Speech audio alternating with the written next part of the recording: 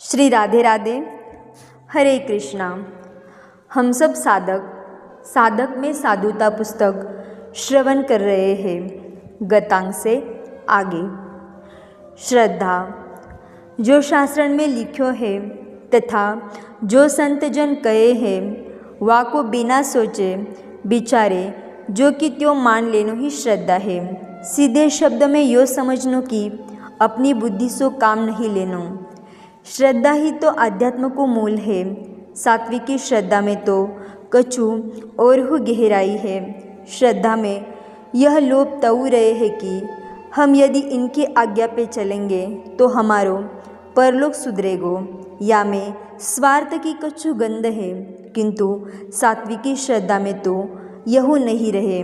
वहाँ तो केवल इतनो ही भाव रहे है कि हमें न लोक बनिवे सो प्रयोजन न परलोक बनिवे की आशा। हम तो अपनो परम सौभाग्य याही में माने है कि हमारे ताई इनकी आज्ञा तो भई। कलयुग में श्रद्धा ही दुर्लभ है।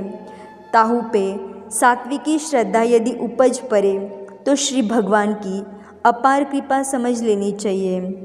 तथापि बिना सात्विकी श्रद्धा भये जीव को परम कल्याण सर्वथा अलभ्य ही है। यहाँ एक विचारणीय विषय यह है कि सांसारिक बुद्धि श्रद्धा के समान अति उच्च वस्तु को कैसे तोल पावेगी। जा कांटे पे लकड़ी या कोयला तोले जाए है, वा कांटे पे चांदी या सोनो कैसे तोल सके है। अतएव भगवती श्री श्रद्धा महारानी को बहुत ही बचावे, अपनी बुद्धि के तराजू में तोलवे सो।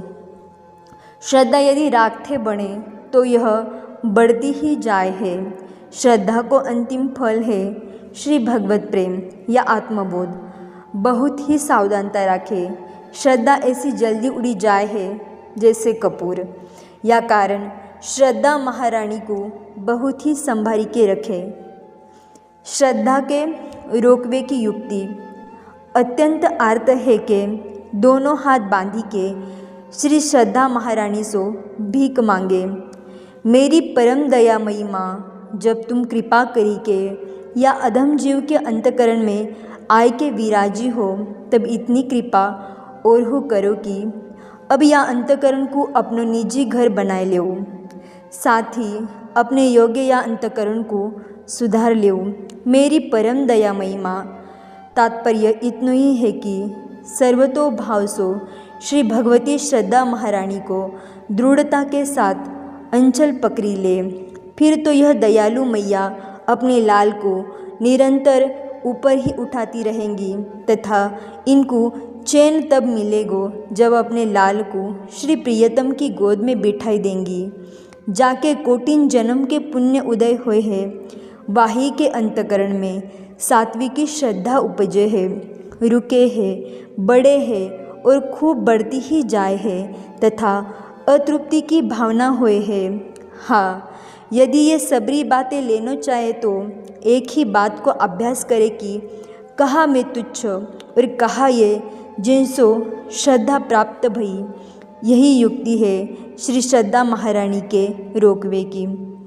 श्रद्धावान जितेंद्रिय बने हैं, सौम्य होए हैं, शांत होए हैं, गंभीर होए हैं, नियम पालक होए हैं तथा अपने कर्तव्य पालन में परम दृढ़ होए हैं। साथ ही दैन्य की मूर्ति होए हैं। श्रद्धावान में समस्त सद्गुण स्वयं आय के निवास करे हैं। श्रद्धावान को पतन नहीं होए हैं। श्रद्धावान को अवश्य ही प्रेमी बननो पड़ेगो।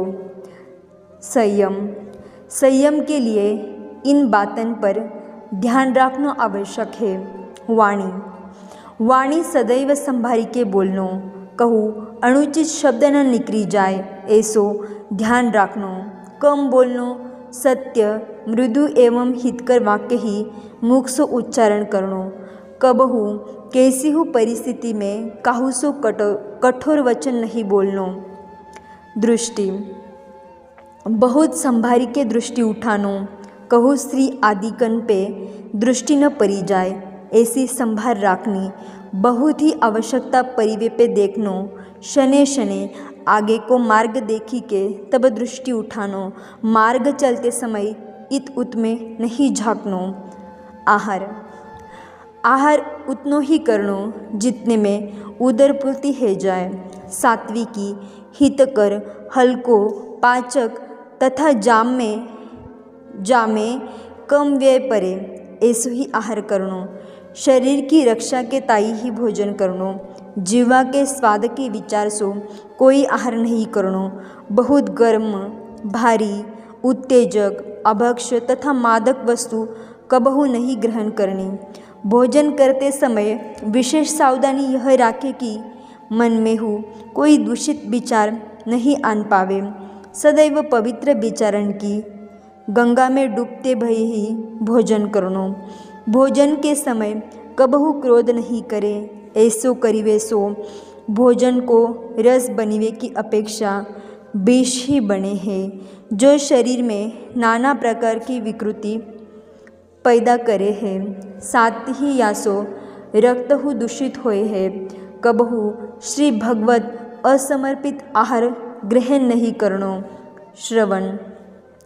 श्रवणन से प्रत्येक क्षण श्री भगवत चरित्र सुननो, संतन के चरित्र सुननो। काहू की प्रशंसा होती होए तो सुननो, काहू की निंदा नहीं सुननी। अश्लील गाने नहीं सुनने, अपनी प्रशंसा नहीं सुननी।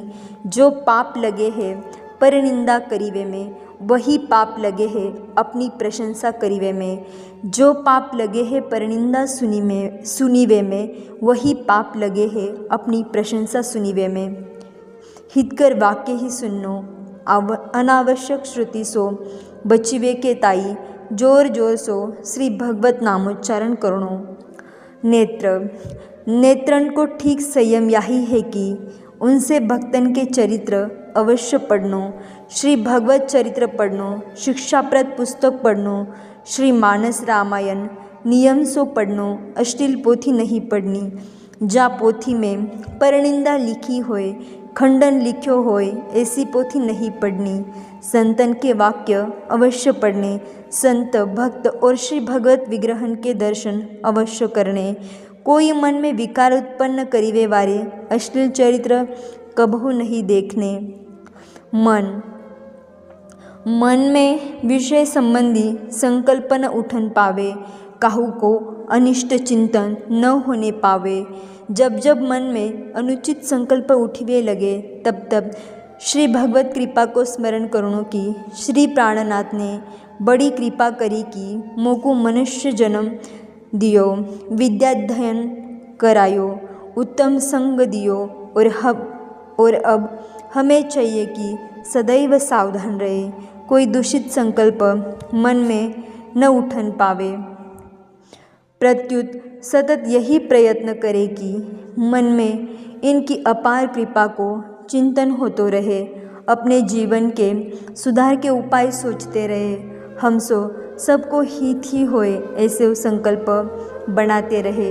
यह बार बार देखते रहे हैं कि हमारी श्रद्धा शिथिल तो नहीं होए लगी, हम अपने नियम ठीक ठीक पालन करी रहे हैं या नहीं। मन से दूषित संकल्प उखाड़ी फेंके, इनके स्थान में मैत्री की भावना भरतो रहे। कठोरता के स्थान में नम्रता एवं दया बढ़ाते रहो। काहू के दोष देखवे के स्थान में गुण ही देखे, सबको सम्मान ही देवे की भावना भरतो रहे।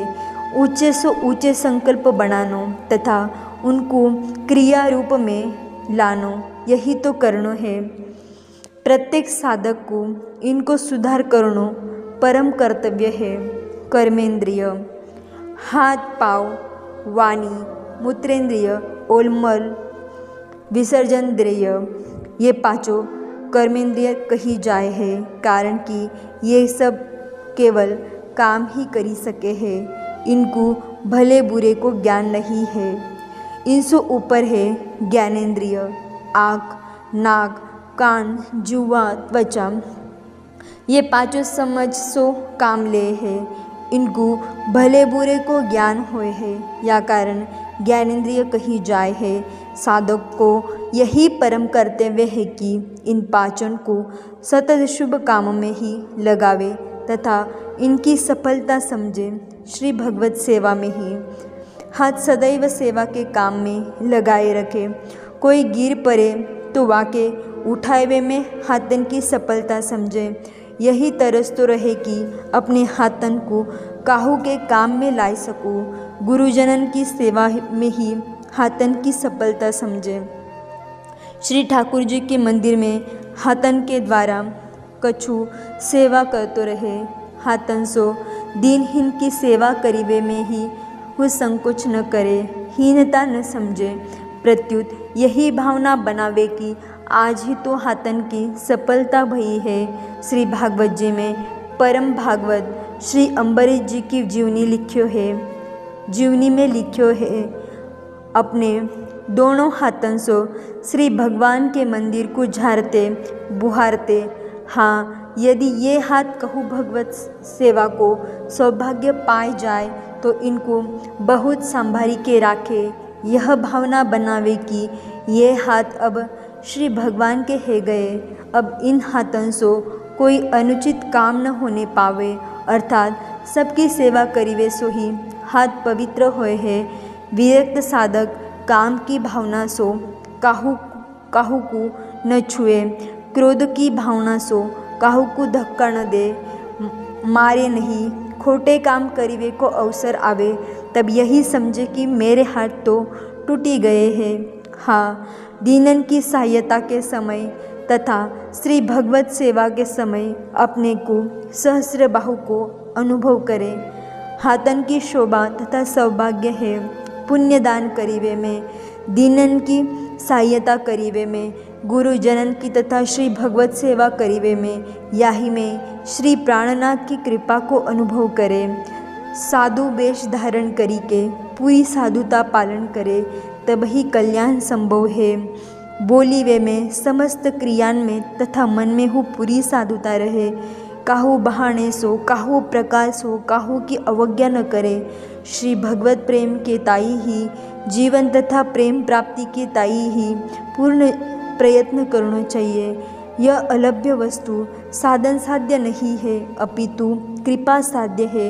यह त्याग करी लेंगे, वैराग्य करी लेंगे तब तो हे ही जाएगो। यह भावना उचित नहीं। अतः प्रेम प्राप्ति के ताई काहू शास्त्र और संत में प्रगाढ़ श्रद्धा करनी ही पड़ेगी। जहाँ अपनो दृढ़ विश्वास होए वहाँ काहू संत में शीघ्रातिशीघ्र प्रगाढ़ श्रद्धा करी ले। श्रद्धा ही साधक को बनावे है, बनावे को क्रम है। साधारण साधक, प्रौढ़ साधक। आज के लिए इतना ही। तब तक के लिए राधे राधे, हरे कृष्णा।